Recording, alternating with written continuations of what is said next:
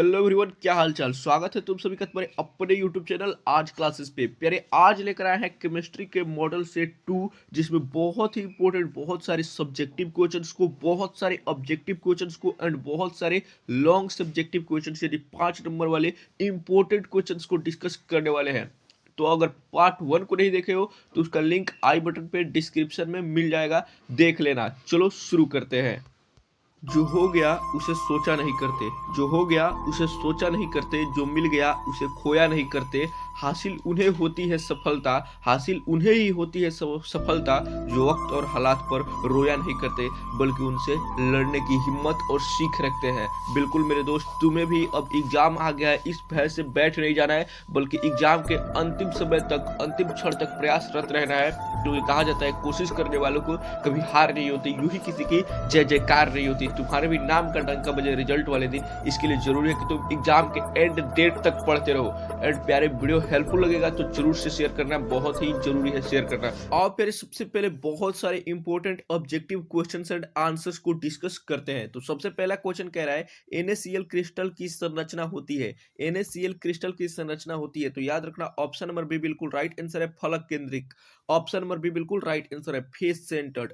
And प्यारे, बहुत सारे बच्चे कमेंट कर रहे थे भैया इंग्लिश मीडियम में भी लेकर आइए, तो तुम्हारे लिए, तुम्हारे हाई डिमांड पे हम बहुत ज्यादा मेहनत कर रहे हैं, पीडीएफ को हिंदी एंड इंग्लिश दोनों मीडियम में बना रहे हैं। तो वीडियो का लाइक जरूर से कर देना प्यारे, क्योंकि बहुत मेहनत लगती है एक वीडियो को बनाने में।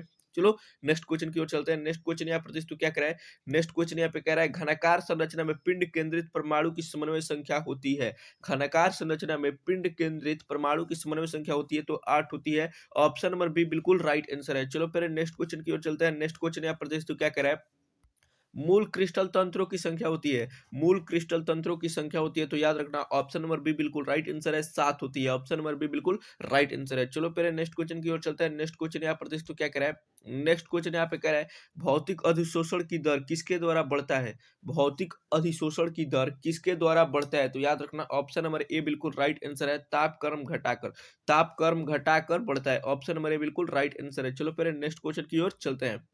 नेक्स्ट क्वेश्चन यहाँ प्रदेश तो क्या कह रहा है, नेक्स्ट क्वेश्चन यहाँ पे कह रहा है प्यारे, वेग स्थिरांक के का मान निर्भर करता है। वेग स्थिरांक के का मान निर्भर करता है, तो ऑप्शन नंबर डी बिल्कुल राइट आंसर है, तापक्रम पर। याद रखना ऑप्शन नंबर डी बिल्कुल राइट आंसर है, टेम्परेचर पर डिपेंड करता है। चलो नेक्स्ट क्वेश्चन की ओर चलते हैं। नेक्स्ट क्वेश्चन यहाँ प्रदेश तो क्या कह रहा है, नेक्स्ट क्वेश्चन यहाँ पे कह रहा है लोहा एक क्या है, तो बताइए। एंड ये क्वेश्चन कल के हमने सब्जेक्टिव में डिस्कस किया था कि चुंबकीय पदार्थ, प्रतिचुंबकीय पदार्थ, फेरो चुंबकीय पदार्थ क्या है। तो जो कल का वीडियो देखा होगा आसानी से इस क्वेश्चन का आंसर कर पाएगा। एंड तुमने नहीं देखा है तो लिंक डिस्क्रिप्शन में मिल जाएगा, जाकर देख लेना। ऑप्शन नंबर सी बिल्कुल राइट आंसर हो जाएगा, फेरो चुंबकीय पदार्थ है। ये क्या है, फेरो चुंबकीय पदार्थ है। ऑप्शन नंबर सी बिल्कुल राइट आंसर है। इसीलिए कहा जाता है सब्जेक्टिव से बहुत सारे ऑब्जेक्टिव ऑटोमेटिक तैयार हो जाते हैं। चलो नेक्स्ट क्वेश्चन की ओर चलते हैं। नेक्स्ट क्वेश्चन यहाँ प्रदेश तो क्या कह रहा है, आर्हेनियस का समीकरण है। आर्हेनियस का समीकरण कौन सा है, तो याद रखना ऑप्शन नंबर ए बिल्कुल राइट आंसर है, के बराबर A E minus E A by R T. K is equal to A E के power minus E A by R T, ये आर्हेनियस आपका फॉर्मूला था। चलो नेक्स्ट क्वेश्चन की ओर चलते हैं। नेक्स्ट क्वेश्चन यहाँ प्रदेश तो क्या कह रहा है, नेक्स्ट क्वेश्चन यहाँ पे कह रहा है निम्नलिखित में कौन कोलिगेटिव प्रॉपर्टी नहीं है, कौन इसमें से कोलिगेटिव प्रॉपर्टी नहीं है, तो देखते हैं। तो आपका ऑप्शन नंबर बिल्कुल राइट आंसर हो जाएगा ए, वाष्प दाब नहीं है, बल्कि आपका प्रासरण दाब है। क्वथनांक में उन्नयन है, यहाँ पर हिमांक में अवनमन होगा, टिभांक हो गया है, सॉरी, हिमांक में अवनमन होगा, लेकिन ये आपका वाष्प दाब नहीं है। याद रखना वाष्प दाब आपका कोलिगेटिव प्रॉपर्टी नहीं है। चलो नेक्स्ट क्वेश्चन की ओर चलते हैं। 4 कोलिगेटिव प्रॉपर्टी होते हैं। नेक्स्ट क्वेश्चन यहाँ प्रदेश तो क्या कह रहा है, नेक्स्ट क्वेश्चन यहाँ पे कह रहा है विद्युत अपघटन का उपयोग होता है। विद्युत अपघटन का उपयोग होता है, तो याद रखना ऑप्शन नंबर सी बिल्कुल राइट आंसर है। विद्युत शोधन में विद्युत लेपन दोनों तरीके में किया जाता है, विद्युत शोधन में भी और विद्युत लेपन में भी किया जाता है। यानी कि किसी चीज पे किसी धातु का लेयर चढ़ाना होता है उसमें भी किया जाता है, एंड उसे शुद्ध करना होता है उसमें भी किया जाता है विद्युत अपघटन का उपयोग। चलो नेक्स्ट क्वेश्चन की ओर चलता है प्यारे। नेक्स्ट क्वेश्चन यहाँ प्रदेश तो क्या कह रहा है, नेक्स्ट क्वेश्चन यहाँ पे कह रहा है जल में साबुन के कोलाइडी कण होते हैं।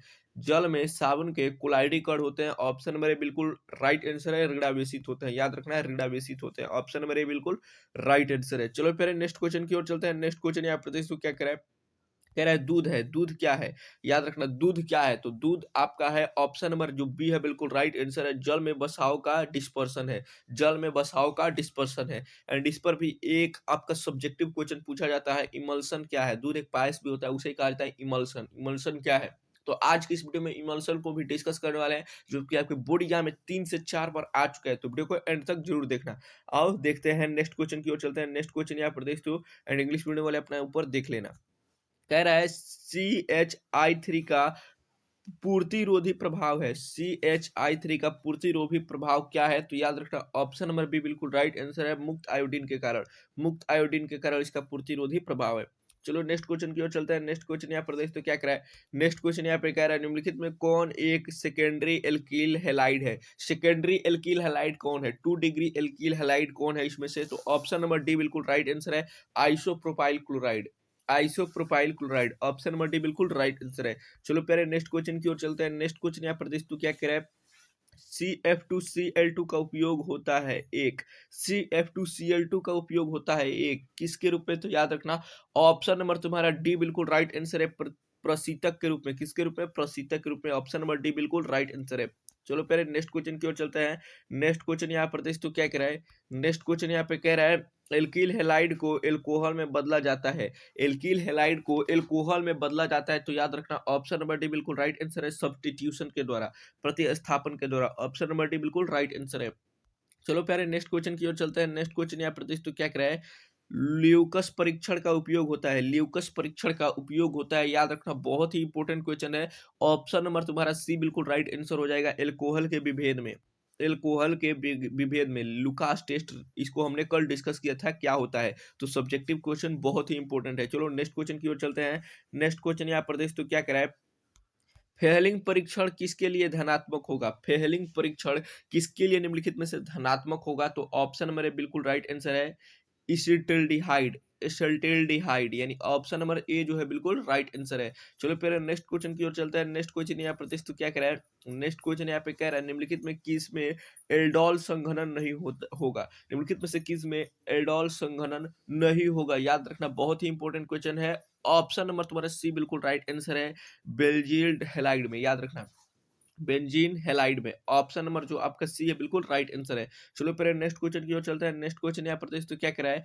कार्बोहाइड्रेट का सामान्य सूत्र है, कार्बोहाइड्रेट का सामान्य सूत्र है, तो ऑप्शन नंबर ए बिल्कुल राइट आंसर है, CxH2O एंड Y। यहाँ पर पावर होता है एक्स वाई के जगह पर, याद रखना इसका कुछ मान होता है, वैल्यू होती है। चलो नेक्स्ट क्वेश्चन की ओर चलते हैं। नेक्स्ट क्वेश्चन यहाँ पर तो क्या कह रहा है? ग्लूकोज की वलय संरचना में कायरल कार्बन परमाणुओं की संख्या है, कायरल कार्बन परमाणुओं की संख्या कितनी है? याद रखना बहुत ही इंपॉर्टेंट क्वेश्चन है। ऑप्शन नंबर सी बिल्कुल राइट आंसर है, 4 है। याद रखना ऑप्शन नंबर सी बिल्कुल राइट आंसर है, 4 है। चलो नेक्स्ट क्वेश्चन की ओर चलते हैं। नेक्स्ट क्वेश्चन यहाँ पर तो क्या कह रहा है? किस ग्रुप के तत्वों को संक्रमण तत्व कहा जाता है? तो याद रखना डी ब्लॉक के तत्वों को संक्रमण तत्व कहा जाता है। याद रखना डी ब्लॉक के तत्वों को संक्रमण तत्व कहा जाता है। ऑप्शन नंबर डी बिल्कुल राइट आंसर है। ए ब्लॉक के तत्वों को लेक्टिनॉइड एक्टिनॉइड कहा जाता है। याद रखना लेंथेनॉइड एंड एक्टिनॉइड्स, याद रखना है डी ब्लॉक के एलिमेंट्स को कहा जाता है। एंड पी ब्लॉक में अधिकतर अधातुएं पाई जाती हैं। एंड एस ब्लॉक के जितने भी धातु होती है, क्षार मृदा धातुएं होती हैं। चलो नेक्स्ट क्वेश्चन की ओर चलते हैं। नेक्स्ट क्वेश्चन यहाँ पर देख तो क्या कह रहा है? नेक्स्ट क्वेश्चन यहाँ पे कह रहा है सोडियम आवर्त सारणी में किस ग्रुप का सदस्य है? सोडियम आवर्त सारणी में किस ग्रुप का सदस्य है? याद रखना बहुत ही इंपॉर्टेंट क्वेश्चन है। ऑप्शन मेरे बिल्कुल राइट आंसर है, ग्रुप 1A का है, ग्रुप 1A का है। ऑप्शन मेरे बिल्कुल राइट आंसर है, जो कि 11 नंबर पे है आपका। XeF4 का आकार होता है, याद रखना XeF4 का आकार होता है। इसको भी हमने कल 5 नंबर वाले क्वेश्चन में डिस्कस किया था। 5 ऐसे महत्वपूर्ण आकार डायमेंशंस को डिस्कस किया था, जो कि कई बार आपके बोर्ड एग्जाम में आ चुके हैं, तो याद रखना बहुत ही इंपॉर्टेंट क्वेश्चन है। ऑप्शन नंबर बी बिल्कुल राइट आंसर हो जाएगा, square planar. Square planar option number B बिल्कुल राइट आंसर है। नेक्स्ट क्वेश्चन की ओर चलते हैं। नेक्स्ट क्वेश्चन यहाँ प्रदेश तो क्या करें? निम्नलिखित में कौन सी धातु प्रकृति में मुक्त अवस्था में पाई जाती है? प्रकृति में मुक्त अवस्था में निम्नलिखित में से कौन सी धातु पाई जाती है? तो याद रखना ऑप्शन नंबर डी बिल्कुल राइट आंसर है, सोना। ऑप्शन नंबर डी बिल्कुल राइट आंसर है, सोना चांदी कुकरा मारकरी, ये 4 ऐसे धातु होते हैं। सोना चांदी कुकरा मतलब कॉपर, मारकरी मतलब मरकरी यानी कि Hg पारा। ये 4 ऐसी धातु है जो बहुत ही लेस रिएक्टिव होती है, हाइड्रोजन से भी लेस रिएक्टिव होती है, तो इसीलिए सोना मुक्त अवस्था में पाया जाता है, क्योंकि ये रिएक्शन ही नहीं करता है किसी से। चलो नेक्स्ट क्वेश्चन की ओर चलते हैं। नेक्स्ट क्वेश्चन यहाँ पर देख तो क्या कह रहा है? निम्न में कौन क्षारीय भूमिज तत्व है? क्षारीय भूमिज तत्व है। तो अभी हमने आपको बताया था एस ब्लॉक के जो भी एलिमेंट होते हैं या ग्रुप 1 या ग्रुप 2 के एलिमेंट जो होते हैं वो क्षारीय होते हैं, लेकिन क्षारीय यहाँ पर भूमिज तत्व पूछा जा रहा है। तो ये आपका 1 जो है उसके ग्रुप 2 के एलिमेंट है ये सारे। तो कैल्शियम ग्रुप 2 का है, ऑप्शन नंबर बी बिल्कुल राइट आंसर हो जाएगा। कैल्शियम ग्रुप 2 का एलिमेंट है। नेक्स्ट क्वेश्चन की ओर चलते हैं। नेक्स्ट क्वेश्चन यहाँ पर देखते हो, ग्रुप 2 के एलिमेंट कैसे याद रखेंगे? बेटा मांगे कार स्कूटर बाप राजी। तो बेरिलियम हो जाएगा, मैग्नीशियम हो जाएगा, कैल्शियम हो जाएगा, स्केनेडियम हो जाएगा। ये सारे ग्रुप 2 के एलिमेंट है एंड ये कैसे होते हैं? क्षारीय होते हैं, याद रखना। क्षारीय मृदा धातु होते हैं, तत्व होते हैं। यहाँ पर निम्नलिखित में कौन सा धातु साधारण तापक्रम पर द्रव होता है? निम्नलिखित में से कौन सा धातु साधारण तापक्रम पर द्रव होता है? तो याद रखना पारा एक अपवाद है, पारा Hg, जिसे Hg से भी डिनोट किया जाता है, इसे मरकरी भी कहा जाता है। पारा एक अपवाद है जो कि धातु होते हुए भी कमरे के ताप पर द्रव अवस्था में होता है। एक अधातु भी होता है जिसे हम ब्रोमीन कहते हैं, याद रखना है। ये भी कई बार आपके ऑब्जेक्टिव में पूछा जा चुका है बिहार बोर्ड में, तो याद रखना है ब्रोमीन एक ऐसा मात्र धातु है जो अधातु होते हुए भी क्या होता है? द्रव अवस्था में होता है। और Hg एकमात्र ऐसा धातु है जो द्रव अवस्था में पाया जाता है। तो दोनों में एक एक अपवाद है, याद रखना है। चलो नेक्स्ट क्वेश्चन की ओर चलते हैं। नेक्स्ट क्वेश्चन यहाँ पर देख तो क्या कह रहा है? नेक्स्ट क्वेश्चन यहाँ पे कह रहा है HOCH2CH2OH का आईपीएसी नाम है। इसका आईपीएसी नाम क्या होगा? तो बहुत ही आसान है बिल्कुल। अगर आप यूसी नाम का बेसिक भी जानते होंगे तो इस क्वेश्चन को आसानी से बना देंगे।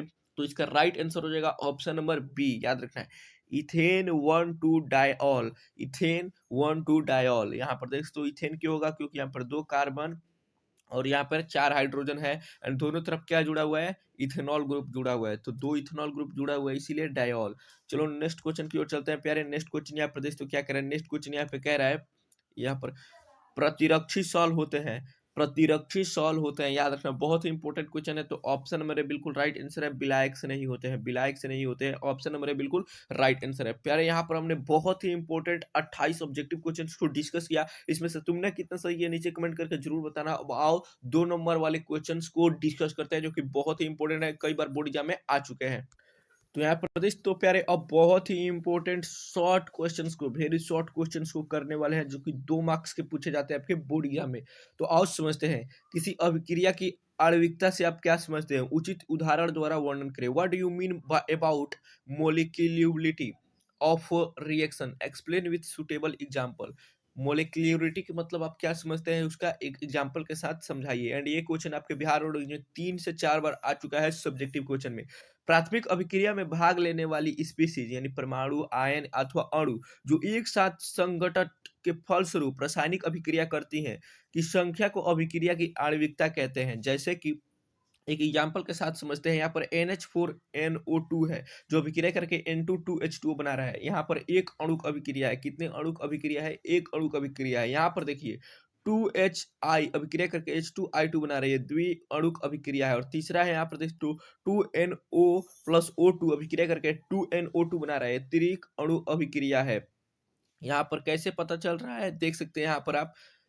तो ये रहा आपकी मोलिक्यूलरिटी क्या है। एंड इंग्लिश मीडियम वाले स्क्रीनशॉट लेना चाहते हो तो ले सकते हो। यहाँ पर देख तो आंसर बिल्कुल आसान भाषा में लिखा गया है यहाँ पर। चलो नेक्स्ट क्वेश्चन की ओर चलते हैं। Next question one of the most important question आ चुका है बिहार बोर्ड का। कोऑर्डिनेशन नंबर से आप क्या समझते हैं? CCP तथा BCC में कोऑर्डिनेशन संख्या बताएं। तो आओ समझते हैं, what do you mean by term coordination number? Find coordination number is CCP and BCC। तो कोऑर्डिनेशन नंबर वह संख्या है जो बतलाता है किसी पदार्थ की संरचना में एक अवयवी कण के निकट और कितने अन्य कण उपस्थित हैं। किसी अवयवी कण के निकट और कितने कण उपस्थित हैं, इसी को बतलाता है कोऑर्डिनेशन नंबर। और इसका कोऑर्डिनेशन नंबर इन CCP 12 होता है और कोऑर्डिनेशन नंबर इन BCC 8 होता है। बहुत ही इंपॉर्टेंट है, याद रखना। ये ऑब्जेक्टिव में भी डायरेक्ट पूछा जाता है। CCP में कितने नंबर होते हैं? तो 12 और BCC में 8। चलो नेक्स्ट क्वेश्चन की ओर चलते हैं प्यारे। नेक्स्ट क्वेश्चन यहाँ पर तो अभी हमने जो क्वेश्चन ऊपर डिस्कस किया था ऑब्जेक्टिव वाला वही आ चुका है। इमल्शन क्या है? यह कितने प्रकार का होता है? इमल्शन क्या है? कितने प्रकार का होता है? One of the most important question है। दो अघुलनशील तरल के कोलाइड घोल को इमल्शन कहते हैं, याद रखना। दो अघुलनशील तरल के कोलाइड घोल को इमल्शन कहते हैं, जिसे विभक्त बूंदे दूसरे तरल माध्यम में छितरा रहता है। यह 2 प्रकार के होते हैं। जल में तेल का इमल्शन, यहाँ पर डिस्पर्स्ड फेज तेल है तथा डिस्पर्शन मीडियम जल होता है जैसे दूध, इसमें द्रव वसा पानी डिस्पर्स्ड होता है। याद रखना, ये आपका इमल्शन है जिसमें एक पदार्थ छितर जाता है और दूसरे पदार्थ के ऊपर, जैसे कि यहाँ पर तेल जो कि क्या है डिस्पर्स्ड फेज है, और पानी क्या है डिस्पर्शन मीडियम है जिसके अंदर ये जाकर छितरा जाता है। एंड दूसरा है तेल में जल का इमल्शन, यहाँ पर डिस्पर्स्ड फेज जल है, अब जल यहाँ पर छितराएगा, यानी कि जल की मात्रा कम रखेंगे और तेल की मात्रा अधिक, तो यहाँ पर जल छितरा जाएगा पानी के अंदर। जैसे बटर, यहाँ जल वसा में डिस्पर्स्ड होता है। एंड ये रहा इंग्लिश मीडियम वालों के लिए, स्क्रीनशॉट ले सकते हो प्यारे। And one of the most important question था ये, बिहार बोर्ड का कई बार एग्जाम में आ चुका है।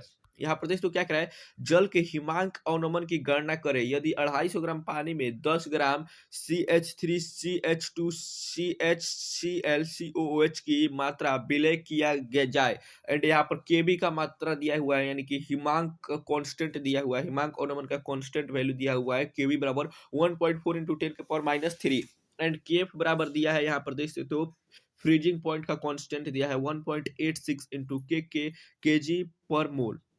तो आओ कैलकुलेट करते हैं।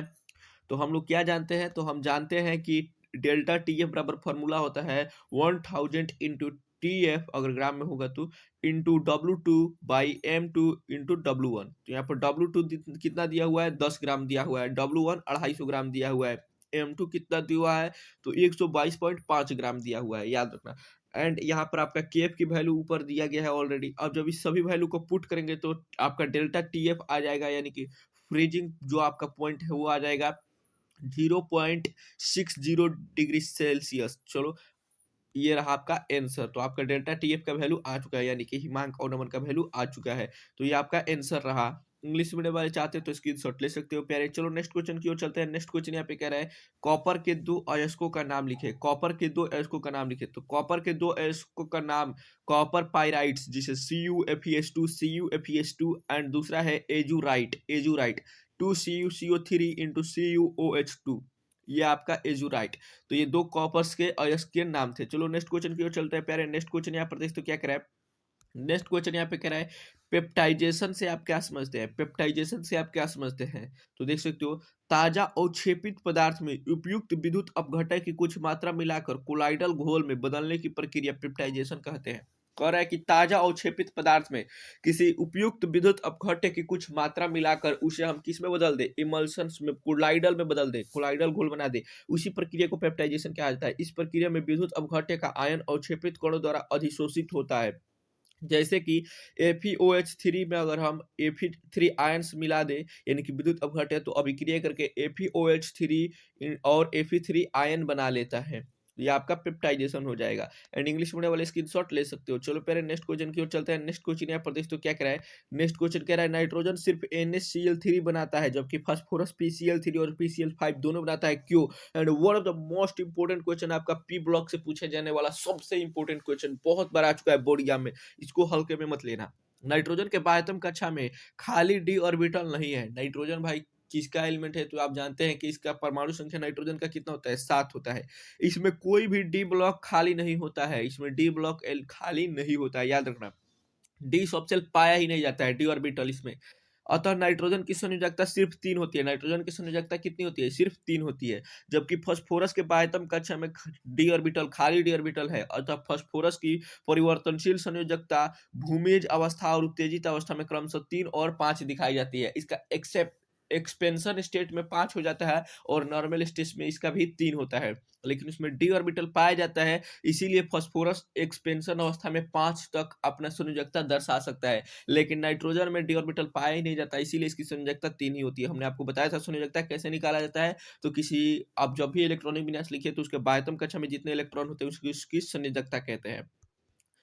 एंड यहाँ पर देखते क्या कह रहा है, इसीलिए नाइट्रोजन सिर्फ NaCl3 बनाता है जबकि फास्फोरस PCl3 एंड PCl5 दोनों बनाता है। बहुत इंपॉर्टेंट क्वेश्चन है, बहुत इजी है। चलो नेक्स्ट क्वेश्चन की ओर चलते हैं। नेक्स्ट क्वेश्चन कह रहा है निम्नलिखित यौगिकों का IUPAC नाम लिखे। निम्नलिखित यौगिकों का IUPAC नाम लिखे। दो इसी नाम को लिखते हैं। तो सबसे पहला है C एंड एक ब्रांच निकला हुआ है CH3, इधर H से जुड़ा हुआ है, डबल बॉन्ड बनाया है C एंड एक ब्रांच H एंड CH फिर बनाया हुआ है Br, इसकी ब्रांच निकली एंड CH3। तो इसका आपको IUPAC नाम लिखना है। दूसरा है CH CH3 double bond CH3 and CH2Br and नीचे भी एक ब्रांच निकोलो Br। तो आओ इसको लिख लेते हैं। तो सबसे पहला हो जाएगा ट्रांसफोर ब्रोमोपेंट टू इन, ब्रोमोपेंट टू इन क्योंकि यहाँ पर डबल बॉन्ड बना हुआ है, ठीक है। एंड दूसरा का हो जाएगा cis one, trans and cis face आपने पढ़ा होगा क्लास 11th में हाइब्रिडाइजेशन में, ट्रांस एंड सिस। यहाँ पर देख सकते हो तो cis one bromo two methyl but two ene, यहाँ पर 2 नंबर पे नंबरिंग करेंगे तो आएगा डबल बॉन्ड, इसीलिए यहाँ पर टू इन लिखा जा रहा है।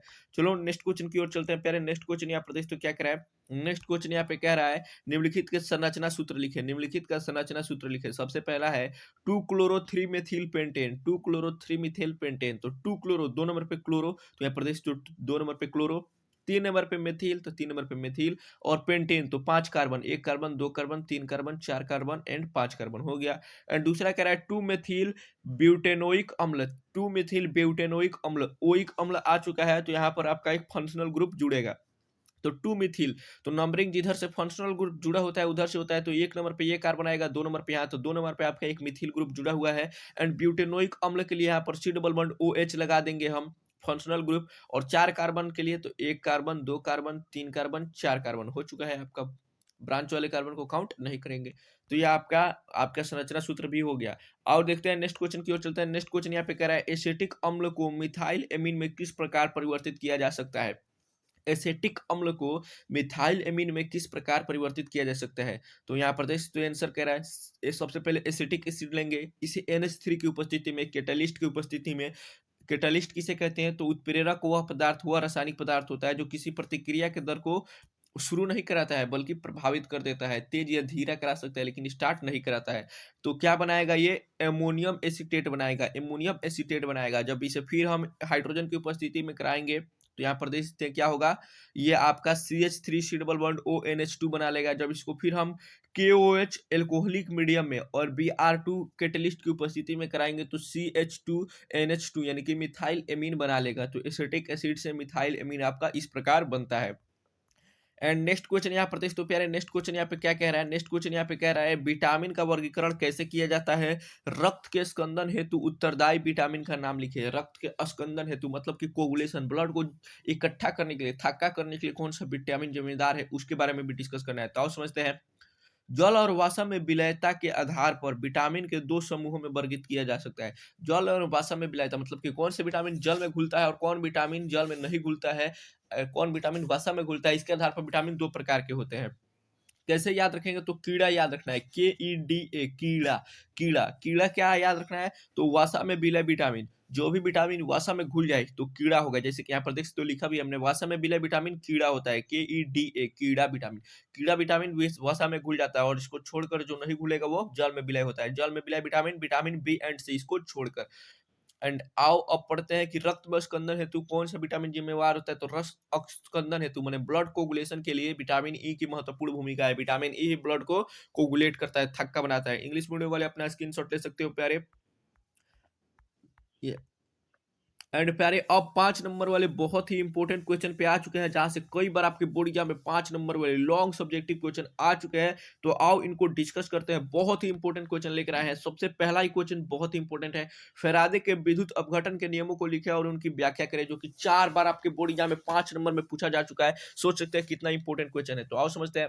तो सबसे पहला विद्युत अपघटन के प्रथम नियम, फैराडे साहब का प्रथम नियम क्या कहता है, किसी विद्युत अपघटन में इलेक्ट्रोड पर जमा होने वाला, मुक्त होने वाला, जमा होने वाला या मुक्त होने वाले पदार्थों की मात्रा घोल प्रवाहित विद्युत आवेश की मात्रा के समानुपाती होता है। उस घोल में प्रवाहित आवेश की मात्रा के समानुपाती होता है, यानी कि जो भी मात्रा प्रवाहित होगी वो डायरेक्टली आवेश के प्रोपोर्शनल होगी। W is directly proportional to Q, जहां Q क्या है, विद्युत आवेश की मात्रा है। यहीं पर यही पहला नियम है। मान लिया कि घोल में C एम्पियर की धारा है, T सेकेंड तक प्रवाहित करने में मुक्त हुए पदार्थ kg ग्राम है, किलोग्राम है। तो फैराडे के प्रथम नियम से, तो सबसे पहले हमने W से वेट को डिनोट किया है कि कितनी हमने मात्रा प्रवाहित की, किलोग्राम। वो डायरेक्टली प्रोपोर्शनल होगा किसके, तो आवेश के, यानी कि Q के। एंड जब डायरेक्टली प्रोपोर्शनल है तो Q बराबर हम क्या लिख सकते हैं, हम लोग सब कोई जानते हैं कि आपका फॉर्मूला होता है आवेश बराबर, तो आपका फॉर्मूला क्या होता है, तो एम्पियर इंटू टाइम, तो वो हो जाएगा सी टी। एम्पियर के जहाँ पे सी दिया हुआ है तो सी टी हो जाएगा, W is directly proportional to C T. And जब प्रोपोर्शनलिटी हटता है तो एक कांस्टेंट आता है, सब कोई जानते हैं, तो प्रोपोर्शनलिटी आपका आ जाएगा क्या, जेड। तो डब्ल्यू बराबर जेड सी टी हो जाएगा, जहां हम जानते हैं कि क्यू बराबर सी टी होता है, सब कोई जानते हैं कि जैसे क्यू बराबर एम्पियर इंटू टाइम होता है, तो वही एम्पियर जब पे सी दिया गया है तो सी टी हो जाएगा। एंड आगे बढ़ते हैं, आगे की ओर देखते हैं और क्या कह रहा है। तो जहां पर क्या है, जेड एक विद्युत रासायनिक तुल्यांक स्थिरांक है, हमने अभी बताया एक कांस्टेंट है। यदि सी 1 एम्पियर है, टी 1 सेकेंड हो, तो डब्ल्यू बराबर क्या हो जाएगा, जेड हो जाएगा, क्योंकि 1 × 1 1 ही हो जाएगा। अतः किसी घोल में 1 एम्पियर की विद्युत धारा 1 सेकंड तक प्रवाहित की जाए तो मुक्त पदार्थ की मात्रा उस विद्युत रासायनिक तुल्यांक के बराबर होगी, विद्युत रासायनिक तुल्यांक के बराबर होगी, यानी कि कांस्टेंट के बराबर होगा। दूसरा नियम क्या कहता है, आओ समझते हैं। दूसरा नियम कहता है विद्युत अपघटन के द्वितीय नियम। यदि श्रेणी क्रम में जुड़े दो या दो से अधिक विद्युत विच्छेद्य घोल से विद्युत धारा की समान मात्रा प्रवाहित की जाए तो इलेक्ट्रोड पर जमा हुआ या मुक्त हुए पदार्थों की मात्राएं पदार्थ के समतुल्य भार के समानुपाती होगी। वहां पर तुल्यांकी भार के समानुपाती था, यहाँ पर समतुल्य भार के समानुपाती होगा। माना कि साधारण विद्युत धारा प्रवाहित करने पर जमा हुए पदार्थ की मात्राएं क्रमशः W1 W2 ग्राम है तथा उसके समतुल्य भार क्रमशः E1 तथा E2 है। तो फैराडे के नियम से क्या होगा, W is directly proportional to E1, WT is directly proportional to E2। तो यहाँ से क्या हो जाएगा, W1 by W2 equal to E1 by E2। And प्रथम नियम से हमने अभी पढ़ा था कि W बराबर 2CT, इसीलिए W1 बराबर क्या हो जाएगा, Z1CT, W2 बराबर हो जाएगा Z2CT, याद रखना है CT। एंड अब क्या करेंगे हम, W1 बाई W2 यहाँ पर लिखेंगे, जब मान रखेंगे तो Z1CT, तो वैल्यू जब रखेंगे तो हो जाएगा Z1CT by Z2CT equal to E1 by E2, and E1 by E2, and इधर हो जाएगा ये CT आपका अपने आप में कैंसिल हो जाएगा, तो Z1 बाई Z2, यानी कि आपका हो जाएगा Z is directly proportional to E। यहाँ से तो हम क्या पाते हैं, अतः एक ही प्रकार के विद्युत धारा का परिमाण विभिन्न वैद्युत अपघट्यों में होकर प्रवाहित किया जाता है, तो जो श्रेणीबद्ध है तो विद्युत रासायनिक तुल्यांक भार के समानुपाती होता है।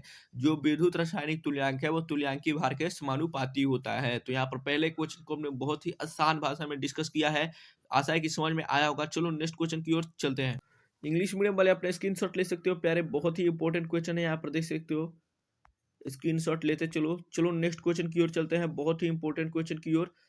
ये रहा दूसरा क्वेश्चन आपका, जो कि सबसे इंपॉर्टेंट क्वेश्चन है, one of the most important question. Haber विधि से अमोनिया गैस के उत्पादन के सिद्धांत का वर्णन करें। हेवर विधि से अमोनिया गैस के उत्पादन के सिद्धांत का वर्णन करें, जो कि कई बार आपके बोर्ड एग्जाम में आ चुका है, इस साल भी देखने को मिलेगा, इस बात की गारंटी रही। चलो यहाँ पर देख तो क्या करा है, N2 गैस एंड 3 हाइड्रोजन, देख तो क्या करा है, 1 नाइट्रोजन और 3 हाइड्रोजन के अनुपात में जब मिलाया जाता है, हाइड्रोजन के 1 अणु और मतलब नाइट्रोजन के 1 अणु और हाइड्रोजन के 3 अणु, यानी कि 1:3 के रेशियो में जब मिलाया जाता है तो आपका क्या बनता है, अमोनिया बनता है। देख सकते हो यहाँ पर NH3 बनेगा आपका, किसके उपस्थिति में, तो यहाँ पर आपका आयरन एंड ये आपका मोल्ड है, और ये 450 से 500 टेम्परेचर होना चाहिए। इसको हम डिटेल में यहाँ पर डिस्क्राइब किया है। हेबर विधि द्वारा N2 गैस और H2 गैस के संयुक्तिकरण से NH3 गैस बनाया जाता है। N2 गैस 3H2 गैस, मतलब कि हाइड्रोजन गैस रिएक्शन करके 2NH2 gas plus 24 kilo calorie joule यहाँ पर आपका मुक्त करता है। यह प्रतिक्रिया उत्क्रमणीय ऊष्माक्षेपी एवं आयतन संकुचन को दिखलाता है। अतः ली शेतलीय सिद्धांत के अनुसार NH3 का उत्पादन बढ़ाया जा सकता है। ला शेतली एक वैज्ञानिक थे, इन्होंने कहा था कि अतः इस सिद्धांत के अनुसार NH3 का उत्पादन बढ़ाया जा सकता है। सबसे पहला उच्च दाब पर प्रतिक्रिया का समय अग्रिम दिशा में बढ़ता है। दूसरा निम्न तापक्रम, चूंकि यह प्रतिक्रिया ऊष्माक्षेपीय है, अतः निम्न तापक्रम पर NH3 का उत्पादन बढ़ना चाहिए, परंतु निम्न तापक्रम पर N2 एवं H2 गैस की प्रतिक्रिया की गति बहुत कम होती है, इसलिए न्यूनतम तापक्रम 450 से 550 डिग्री सेल्सियस पर यह प्रतिक्रिया कराई जाती है। और तीसरा, उत्प्रेरक की उपस्थिति चाहिए। जो शादी में अगुआ का काम होता है वही उत्प्रेरक का रासायनिक अभिक्रिया में काम होता है। उत्प्रेरक का व्यवहार 450 से 550 डिग्री सेल्सियस पर यह प्रतिक्रिया पीछे की ओर अग्रसर होने लगती है। इसे रोकने के लिए उत्प्रेरक लोटा और प्रोमोटर मोलिब्डेनम का व्यवहार किया जाता है, मोलिब्डेनम का व्यवहार किया जाता है। ये उत्प्रेरक है जो कि आपके ऑब्जेक्टिव में भी पूछा जाता है। तो आपको हैबर प्रोसेस समझ में आ चुका है, स्क्रीनशॉट ले सकते हो प्यारे, बहुत ही इंपॉर्टेंट क्वेश्चन है, पिछले ही साल 5 नंबर में ये क्वेश्चन आया था। आओ देखते हैं नेक्स्ट क्वेश्चन क्या कह रहा है। नेक्स्ट क्वेश्चन यहाँ पे कह रहा है इनके बीच अंतर स्पष्ट करें। क्या करना है, खनिज एवं अयस्क के बीच, निस्तापन एवं जारण धारण, यहाँ पर धारण लिखा गया है, जारण होगा, जारण के बीच, और तीसरा प्रदावक एवं धातुमल के बीच यानी फ्लक्स एंड स्लैग के बीच। और समझते हैं। तो सबसे पहला है यहाँ पर कि खनिज एवं अयस्क के बीच। तो खनिज धरती के गर्भ से प्राप्त रसायन जिसमें कभी एक तत्व की प्रतिशत मात्रा अधिक होता है उसे खनिज कहते हैं। दूसरा अयस्क, वह खनिज, अयस्क क्या है, खनिज ही है लेकिन जिसे धातु आसानी से एवं कम खर्चे में निष्कासित किया जा सकता है उसे अयस्क कहते हैं। खनिज भी होते हैं बहुत प्रकार के, तो अयस्क भी क्या है, खनिज ही है, लेकिन ऐसा खनिज है जिसमें धातु बहुत आसानी से मिल जाते हैं और बहुत कम खर्चे में मिल जाते हैं और अधिक गुणवत्ता वाले खनिज धातु मिलते हैं, इसीलिए इसको अयस्क कहा जाता है। तो यहाँ से एक ऑब्जेक्टिव बार बार पूछा जा चुका है एंड बहुत बार पूछा जा चुका है, सभी अयस्क खनिज हैं, सभी अयस्क खनिज हैं, परंतु सभी खनिज अयस्क नहीं है। क्या जितने भी धरती पर खनिज है सारे अयस्क हैं? नहीं, लेकिन जितने भी अयस्क हैं वो सब खनिज ही हैं, क्योंकि पहले ही लिखा गया है वह खनिज। अयस्क की परिभाषा में क्या लिखा है, वह खनिज, यानी कि अयस्क क्या है, खनिज है। चलो आगे डिस्कस करते हैं। तो यहाँ पर कह रहा है निस्तापन एवं जारण में अंतर बताइए। तो निस्तापन क्या है, सांद्रित अयस्कों को हवा की अनुपस्थिति में द्रव्यनांक के नीचे गर्म करने पर, बहुत तेजी से द्रव्यनांक के नीचे गर्म करने पर प्रक्रिया को निस्तापन कहते हैं। हवा की अनुपस्थिति में हो तो निस्तापन, निस्तापन में अयस्क उपस्थित जल और कार्बनिक पदार्थ वाष्प बनकर बाहर हो गए जिससे अयस्क हल्का एवं सांद्र हो जाता है। और जारण किसे कहते हैं, तो सांद्रित अयस्क को हवा की उपस्थिति में द्रव्यनांक के नीचे रिवर रेडी भट्ठी में गर्म करने की प्रक्रिया को जारण कहते हैं, याद रखना। इस प्रक्रिया में क्या होता है, तो यहाँ पर देख, तो अयस्क में उपस्थित जल एवं कार्बनिक पदार्थ वाष्पित हो जाते हैं। दूसरा क्या होता है, अयस्क में उपस्थित अशुद्धियां जैसे कि फास्फोरस, सल्फर और आर्सेनिक ऑक्साइड बनाकर वाष्पित हो जाती हैं, जैसे कि यहाँ पर एग्जाम्पल से समझाया गया है। एंड यहाँ पर देख, तो नेक्स्ट अंतर क्या कह रहा है, नेक्स्ट अंतर कह रहा है यहाँ पर प्रदावक एवं धातुमल में क्या अंतर है, प्रदावक एवं धातुमल में क्या है अंतर है। तो जारित अयस्क में उपस्थित अद्रवणशील अशुद्धि को द्रवणशील पदार्थ में बदलने के लिए बाहर से मिलाने गए पदार्थ को प्रदावक कहते हैं। क्या कह रहा है, जारित अयस्क में उपस्थित अद्रवणशील अशुद्धि को द्रवणशील पदार्थ में बदलने के लिए, मतलब कि उसको भी लिक्विड कर दिया जाए, इसमें बदलने के लिए बाहर से जो हम एडिशनल पदार्थ को मिलाते हैं उसे हम प्रदावक यानी कि फ्लक्स कहते हैं। भास्मीय अद्रवणशील अशुद्धि प्लस अम्लीय प्रदावक द्रवणशील पदार्थ बनाते हैं, जैसे कि MnO2, ये क्या है आपका भास्मीय अद्रवणशील अशुद्धि है। इसमें हमने सिलिकॉन ऑक्साइड मिला दिया तो ये क्या बना देगा, आपका द्रवणशील पदार्थ बना देगा। दूसरा है धातुमल, अयस्क में उपस्थित द्रवशील पदार्थ प्रदावक से उच्च तापक्रम पर संयुक्त कर द्रवशील पदार्थ में परिणत हो जाते हैं, जिसे धातुमल यानी कि स्लैग कहते हैं, जैसे कि सिलिकॉन ऑक्साइड है, कैल्शियम ऑक्साइड है, अभिक्रिया करके CaSiO3 बनाते हैं।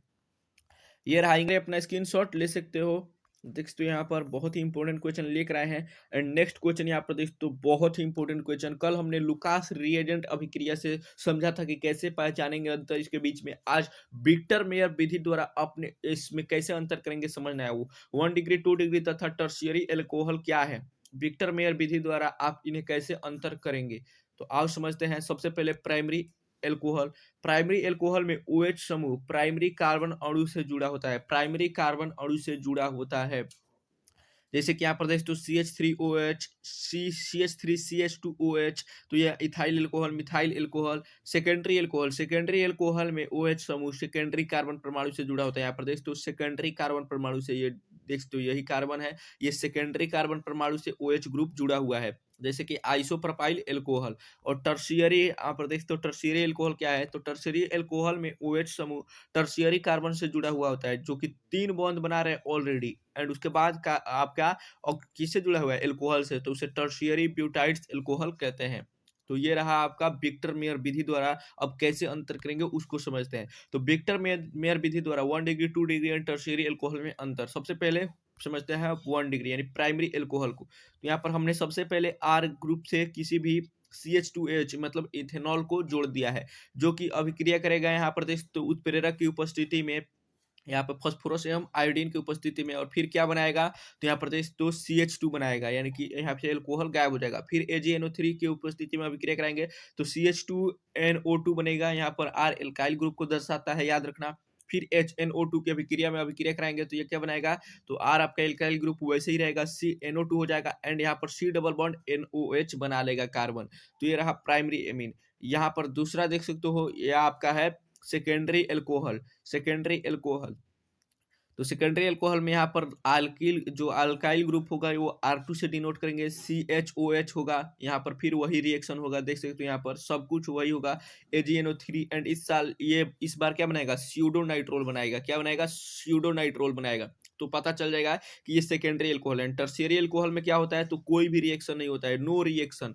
R3 यानी कि एल्काइल ग्रुप ले लेंगे जो 3 कार्बन से जुड़ा हुआ है ऑलरेडी, एंड OH ले लेंगे एंड यहाँ पर देख तो वही फिर आपका उत्प्रेरक होगा एंड ये फिर AgNO2 की उपस्थिति में अभिक्रिया कराएंगे एंड यहाँ पर फिर HNO3 की उपस्थिति में अभिक्रिया कराएंगे एंड कोई रिएक्शन नहीं होगा। जब कोई रिएक्शन नहीं होगा तो समझ जाएंगे कि वो टर्शियरी एल्कोहल है। ये रहा विक्टर मेयर विधि द्वारा। अब इंग्लिश मीडियम वाले स्क्रीनशॉट लेना चाहते हो तो ले सकते हो, पहले बहुत ही इंपॉर्टेंट क्वेश्चन है एंड यहाँ पर प्यारे हमने बहुत ही इंपॉर्टेंट 5 नंबर वाले क्वेश्चन को डिस्कस किया। वीडियो कैसा लगा, हेल्पफुल लगा होगा तो वीडियो को लाइक जरूर से कर देना। कैसा वीडियो लगा नीचे कमेंट करके एक प्यारा सा कमेंट करके जरूर बताना एंड हमारे मेहनत के लिए चैनल को सब्सक्राइब जरूर से कर देना। फिर बहुत मेहनत लगती है वीडियो बनाने में। मिलते हैं कल, तब तक आपका दिन मंगलमय हो। जय हिंद, वंदे मातरम एंड आप सभी को 26 जनवरी की यानी कि गणतंत्र दिवस की हार्दिक शुभकामनाएं। मिलते हैं कल, तब तक आपका दिन मंगलमय हो।